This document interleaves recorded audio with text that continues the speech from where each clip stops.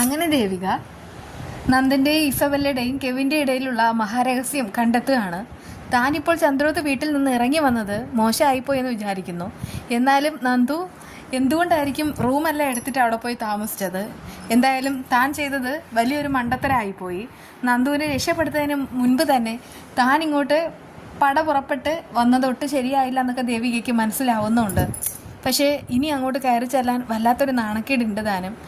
എന്തായാലും നന്ദുവിനെ രക്ഷപ്പെടുത്തിയേ മതിയാവുമെന്ന് ദേവിക വിചാരിക്കുന്നുമുണ്ട്. നന്ദുവിനെയും ഇസബല്ലയും തമ്മിൽ സംശയിച്ച് തനിക്ക് ഇതെന്താ പറ്റിയതെന്ന് ദേവിക ഇങ്ങനെ ഓർത്തെടുക്കുകയാണ്. അതേസമയം ഇപ്പോൾ ദേവികയ്ക്ക് സകല രഹസ്യങ്ങളും പങ്കുവയ്ക്കാൻ പറ്റിയ ഒരാളുണ്ട്. അത് വേറെ ആരുമല്ല, മുരളിയേട്ടൻ തന്നെയാണ്. മുരളിയേട്ടനെ കണ്ട ആ ഒരു സമയം മുതൽ തന്നെ മുരളിയേട്ടൻ ദേവികയുടെ മനസ്സിൽ ഒരാങ്ങളെയാണ്. മുരളിക്കും അങ്ങനെയൊക്കെ തന്നെയാണ്. അങ്ങനെ മുരളിയേട്ടനോട് കണ്ടിട്ട് കാര്യങ്ങളെല്ലാം തുറന്നു പറയാണ്. മുരളി പറയുന്നുണ്ട്, വെറുതെയല്ല നന്ദു എന്നിൽ നിന്ന് പോലും മാറി നടന്നിരുന്നത്. എന്നിട്ടും ഞാൻ നന്ദുവിനെ തെറ്റിദ്ധരിച്ചു. സത്യം പറഞ്ഞാൽ അവൻ തന്നെ എല്ലാറ്റിനും കാരണം. ഞാൻ പലതവണ അവനോട് കാര്യങ്ങൾ എന്തെങ്കിലും ഉണ്ടോ എന്നൊക്കെ ചോദിച്ചിട്ട് അവനൊന്നും പറഞ്ഞതുമില്ല. ദേവിക പറയുന്നുണ്ട്, മുരളിയേട്ടൻ അത് തെറ്റിദ്ധരിക്കേണ്ട, എന്തായാലും എന്നോട് പോലും കാര്യങ്ങൾ പറഞ്ഞിട്ടില്ല. അപ്പോൾ പിന്നെയാണ് മുരളിയേട്ടനോട്.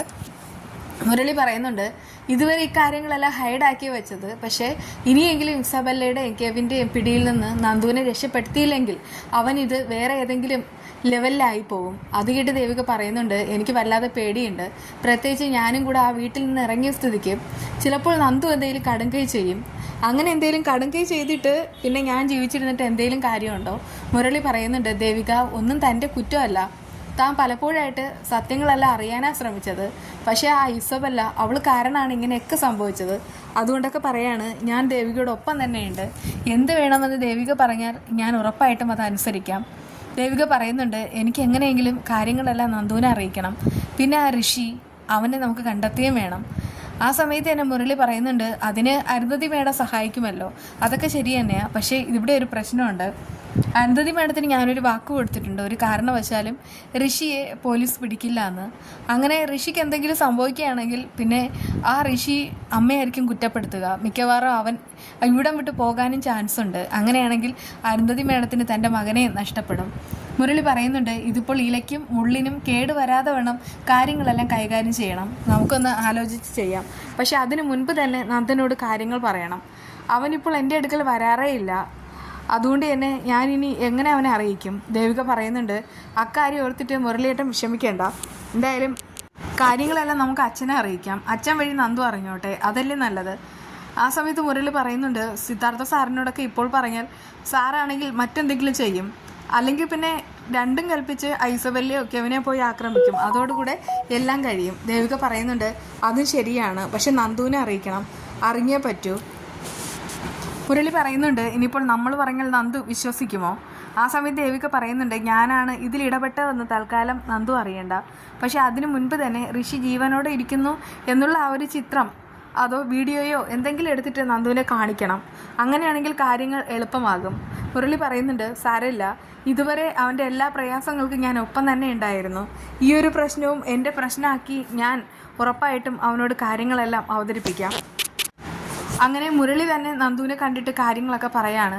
ഇത് കേട്ടിട്ട് നന്ദു പറയുന്നുണ്ട്, ഇല്ല, ഞാൻ വിശ്വസിക്കില്ല. കാരണം ഋഷി മരിച്ചത് എൻ്റെ കൈകൊണ്ടാണ്. ഋഷി ജീവനോടുണ്ടെന്ന് പറഞ്ഞാൽ ഞാൻ എങ്ങനെ വിശ്വസിക്കും? അപ്പോഴേക്കും മുരളി പറയുന്നുണ്ട്, അതിന് തെളിവുണ്ട്.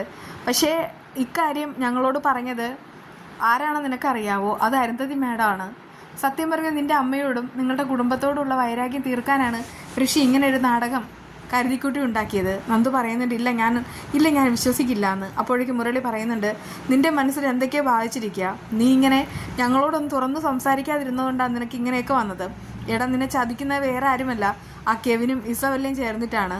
നീ ഇട്ട് പണിയേണ്ടത് അവർക്കാണ്. പക്ഷേ എല്ലാം ഇപ്പോൾ തൽക്കാലം ഹൈഡാക്കി വയ്ക്കാം. ആരെയും നമുക്ക് വെറുതെ വിടാൻ പറ്റില്ല. ആ സമയത്ത് നന്ദു പറയുന്നുണ്ട്, അങ്ങനെ എങ്ങാനും എന്നെ ചതിച്ചിട്ടുണ്ടെങ്കിൽ അവരെ ആരെയും ഞാൻ വെറുതെ വിടില്ല. മുരളി പറയുന്നുണ്ട്, ഈ ഒരു സ്പിരിറ്റാണ് നല്ലത്. ഇതോടുകൂടെ നമുക്ക് സത്യങ്ങൾ കണ്ടുപിടിക്കാൻ കഴിയും. എന്തായാലും അരുന്ധതി മേഡത്തിൻ്റെ അറിവോടുകൂടെ ഇനി നമുക്ക് ഋഷിയെ നേരിട്ട് തന്നെ പൊക്കുകയും ചെയ്യാം. അപ്പോഴേക്കും നന്ദു പറയുന്നുണ്ട്, ഞാനീ അനുഭവിച്ചതിന് ആ കെവിനെയും ഇസബല്ലയും ഞാൻ വെറുതെ വിടില്ല. എന്തായാലും എൻ്റെ ബെസ്റ്റ് ഫ്രണ്ടെന്ന് പറയുന്നത് മുരളി തന്നെയാണ്. ഞാൻ ഈ സ്നേഹം മനസ്സിലാക്കാൻ വൈകിയതുകൊണ്ടാണ് ഞാൻ ഇത്രയും വലിയൊരു ചതിയിൽ പോയി ചാടിയത്. മുരളി പറയുന്നുണ്ട്, സാരമില്ലടാ, എനിക്ക് നിന്നെ മനസ്സിലാവും. എന്തായാലും മുരളിയും നന്ദനും കൂടെ പൊളിച്ചെടുക്കട്ടെ. ബാക്കി വിശേഷമായി കാണാം കേട്ടോ. ബൈ.